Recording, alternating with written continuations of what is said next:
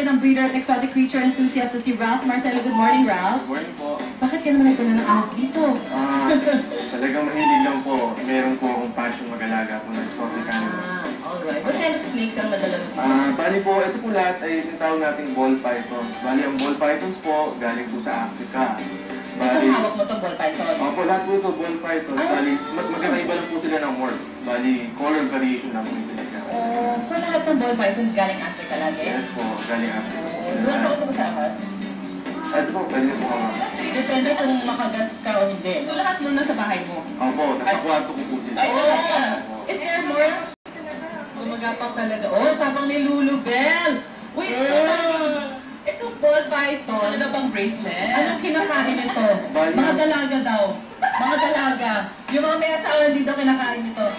Bali, ang ball pythons po, ano po sila, carnivores po sila. Ay, oo nga, carnivores. Ang kinakain po nila, small animals. Bali, rat, mice. So, ano po yung describe dito sa box na to? Bali, Snakes na yan. yung una natin, this one po, ito po yung tinatawag na normal ball python o wild type. Bali, kung mahuli kayo sa Africa, usually ganito yung makikita niyo. Okay. Ang next naman natin, ang pewter. Bali, ang pewter po is a cross between a cinnamon and a pastel. Bali, dalawang morph na po siyang pinagsama natin. Tapos ang... Yes, pwede po. So wait, hindi sila nangangagat? Nagtuchoke? Nasanay na po sila sa hawak. Kaya, pwede na po sila hawak. Okay. Parang siyang ringworm.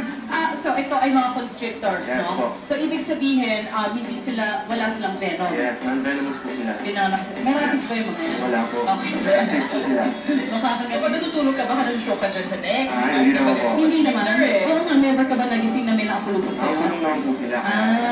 Okay. Bali, ang next po natin, ang spider po, ito po yung spider. Kaya po sa tinawag na spider kasi yung pattern niya, parang spider web. Parang hindi naman siya. Bakit na lang? Hindi ako nga naman makita-kita kayo spiral. Parang spider web po siya. Ano po? Parang tayo. Yun. Meron na ganun-ganun. Opo. Sapot-sapot. Bali, sa kabila naman po tayo. Ito yung para sa'yo, Gwen. Ay, bakit sa akin ito? Gwen! Bali, ang next naman po natin is this one. Ay, meron pala doon. Sorry, hindi ko siya napansin. Akala ko kasi yung isa lang yung meron. Bali, ito po yung tinawag natin na pinstripe. Ang pinstripe po, kaya ito tinawag na pinstripe kasi meron siya isang dorsal stripe dito sa... Yan. Okay, yan. Kaya ito tinawag na Hindi ba pinstripe. sila nag-aaral? Hindi naman po, pwede silang pagsamahin pero meron pa rin tendency na magkainin. Lalo na pag nabubuhay.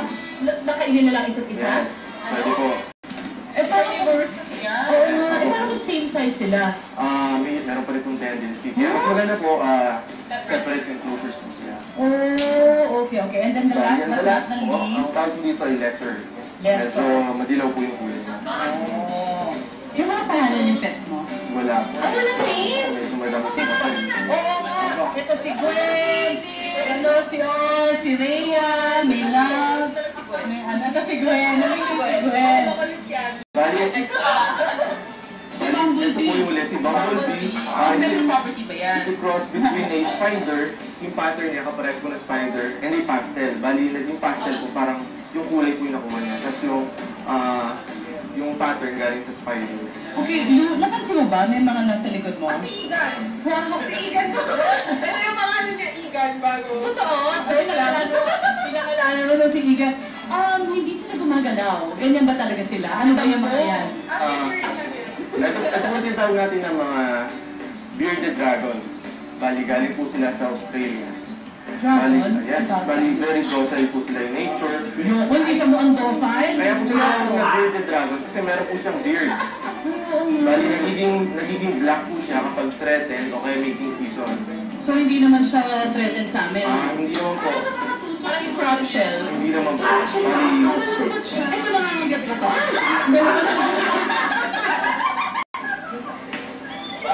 bali, ang bearded dragon po, marami rin siyang morph. Bali, ito po ang tinatawag natin ng sandfire. Yes, medyo may Ang bearded dragon po, dalawa lang. Meron na po sa bahay kaso breeding season ko kaya hindi po pwede madala rin. Busy sila ganyan. Ano?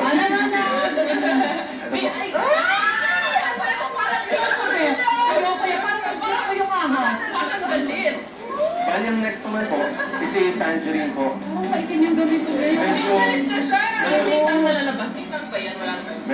medyo stress po kayo sa biyahe, kaya medyo may pupuno.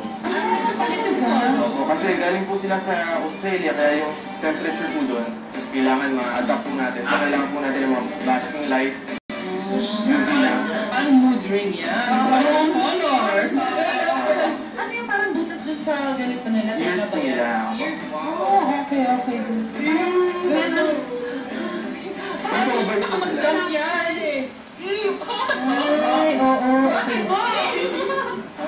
Alibasag. Parang siyang alibasag. O, ayan doon. Ayan, bago na. Masaya naman kayo?